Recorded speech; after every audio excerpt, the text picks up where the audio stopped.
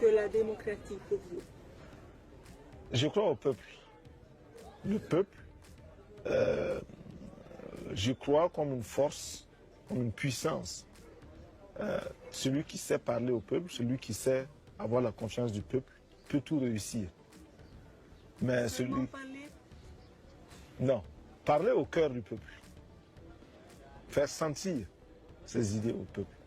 L'élément très important aussi, c'est que nous avons l'impression que chaque fois qu'on nous pose des conditions, au niveau du FMI par exemple, c'est pour créer d'autres conditions.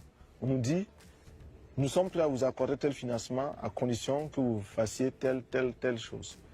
Nous acceptons ces conditions, nous remplissons ces conditions. On nous amène encore d'autres conditions. On nous amène encore d'autres conditions. Cela devient troublant. Alors, quels sont les pays où le FMI a réussi? Quels sont les exemples où le FMI est parti et cela marche très bien? Nous n'en voyons pas. Vous avez dit non à l'aide alimentaire. Pourquoi? L'aide alimentaire que nous avons reçue, malheureusement, au lieu de nous aider à nous développer, nous a maintenus dans une mentalité d'assister. Chaque jour, on tend la main pour demander à manger. Ça, c'est mauvais. Deuxièmement, l'aide alimentaire fait que les paysans de chez nous qui auraient pu produire ne peuvent plus produire parce que quand ils produisent, ils n'arrivent plus à vendre. C'est les surplus des paysans des autres pays qu'on nous amène ici. Nous, nous demandons autre chose. Celui qui veut nous aider vraiment peut nous donner des charrues ou des tracteurs, des engrais, des insecticides, des tuyaux, des arrosoirs, des barrages, des forages. Voilà, ça c'est de l'aide alimentaire. Mais celui qui nous amène les sacs de blé, de mil, de maïs ou du lait, celui-là ne nous aide pas. Il nous gave comme on gave les oies.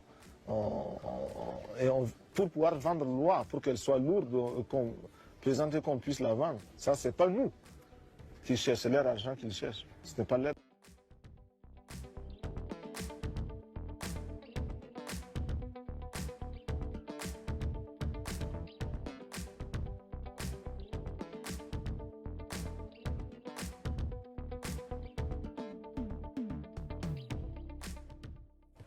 Et ça fait mal à certains intellectuels de le reconnaître, mais les grands changements auxquels on a assisté dans quelques nations africaines sont souvent venus du fait des militaires.